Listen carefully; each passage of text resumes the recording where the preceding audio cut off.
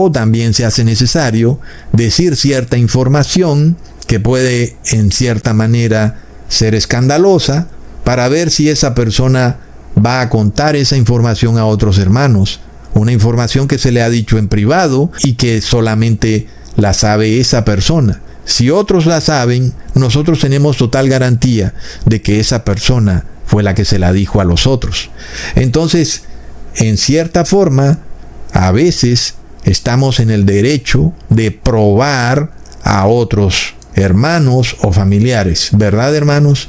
Nosotros necesitamos saber si ellos van a querer tomar ventaja al darse cuenta de alguna situación determinada. Puede ser que ellos piensen que no sabemos algo o que piensen que estamos haciendo algo y resulta que todo es parte de un proceso para nosotros probar a esa persona sin que esa persona se dé cuenta que la estamos probando. Es un punto claro que nos revela la Biblia y sobre todo también puede hacerse cuando hay una injusticia de por medio o cuando alguien está en riesgo. En este caso, no solo José fue víctima de una injusticia directa por parte de sus hermanos, sino que también estaba en peligro su hermano Benjamín, que ahora era el hermano menor. En una situación difícil, por ejemplo, donde no hay alimentos, parecería que los hermanos de José estarían de nuevo dispuestos a hacer lo que tuvieran que hacer con tal de salirse con la suya, inclusive si tenían que dejar preso a alguno de sus hermanos, sea ahora el caso de Benjamín. Por eso José los prueba. Así que José necesitaba conocer cuál era la estructura moral de sus hermanos y estaba en todo su derecho de probarlos, inclusive si era necesario mentir. Y en este caso nosotros tenemos un principio básico, que aquellos que actúan con injusticia no van a usar la verdad para la justicia, sino que la van a usar para hacer más injusticia. Y por eso no merecen la verdad. Bastante claro, ¿verdad, hermanos? No le podemos dar la verdad a aquellos que la van a usar para el mal. Tú no puedes darle la verdad a alguien a menos que hayas probado que son personas correctas, ¿verdad? José entonces nos revela dos opciones que él tenía. Si sus hermanos hubieran actuado mal en base a todo lo que estaba ocurriendo, pues José los hubiera desenmascarado. Mira, estos fueron los que me vendieron a mí cuando yo era pequeño. Estos hermanos que yo tengo son malos y perversos.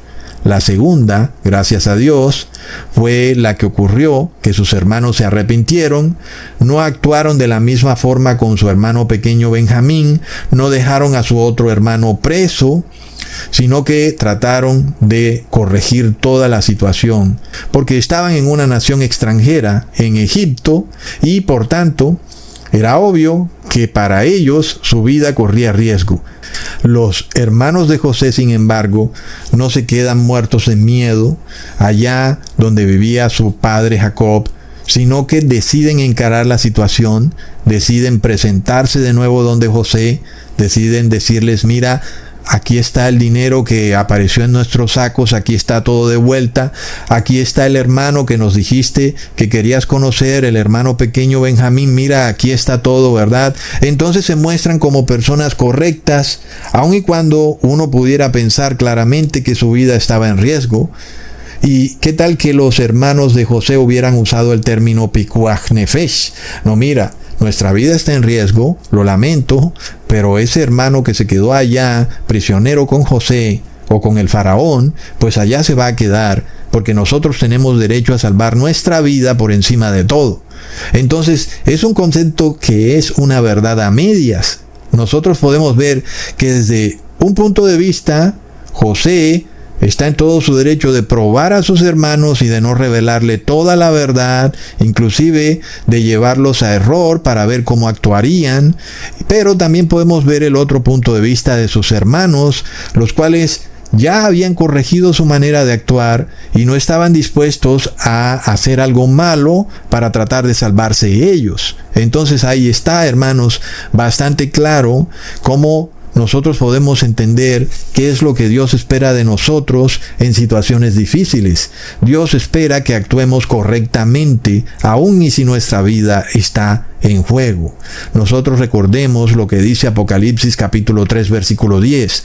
Por cuanto has guardado la palabra de mi paciencia, yo también te guardaré de la hora de la prueba que ha de venir sobre el mundo entero para probar a los que moran sobre la tierra. De nuevo, entonces, recordamos que lo que ocurre entre José y sus hermanos es lo mismo que va a ocurrir entre Jesús y los 144,000, pero también todo el mundo. Todos vamos a ser probados por Jesús, quien ahora es el moderno José, y Él está en todo su derecho de someternos a una prueba. Este versículo de Apocalipsis 3:10 no quiere decir que no vamos a ser sometidos a la prueba, quiere decir que vamos a pasar la prueba, pero sí va a haber una prueba. ¿Y en qué consiste esa prueba? Igual que José, se va a repetir igual con Jesús. Leamos en 2 de Tesalonicenses, capítulo 2, versículo 11 al 12. Por esto Dios les envía un poder engañoso, para que crean la mentira, a fin de que sean condenados todos los que no creyeron a la verdad, sino que se complacieron en la injusticia. ¿Lo vemos, hermanos? Entonces, aquí empezamos a establecer una regla clara. Aquellos que practican la injusticia, que se complacen en la maldad, es decir, los que violan los mandamientos de Dios, van a recibir un engaño y no pueden recibir la verdad. Porque si recibieran la verdad, no la usarían para hacer el bien, la usarían para cometer más injusticia. De manera de que uno puede pensar que es Dios quien los engaña. Sin embargo, lo que uno puede entender es que Dios les permite a ellos caer en un terrible engaño y no los va a ayudar para salir del engaño. Ahora, nosotros hemos venido siendo advertidos del engaño. Ecusatón te ha revelado, por ejemplo, que hay masonería en las religiones, masonería en todas las iglesias cristianas, que tus líderes religiosos te engañan, sean pastores, curas o de cualquier otra religión, cualquiera como la quieras llamar, inclusive budistas, islámicos, la masonería está en todas partes. Y para no seguir mencionando todos los otros engaños, pero lo que podemos ver es que el hecho de que Dios nos esté advirtiendo del engaño nos revela que de alguna manera nosotros estamos tratando de ser sinceros con Dios y de arrepentirnos ante Dios. Es decir, que tratamos de hacer lo mismo que estaban haciendo los hermanos de José. Tratar de hacer las cosas de la manera correcta. Pero la mayoría del mundo no va a actuar así. Por eso los vemos con sus sofismas. Si mi vida está en riesgo, yo puedo mentir, puedo robar. Entonces mira qué es lo que pasa, ¿verdad, hermanos? ¿Cómo fueron probados los hermanos de José? Fueron probados para ver si iban a robar y fueron probados para ver si iban a mentir.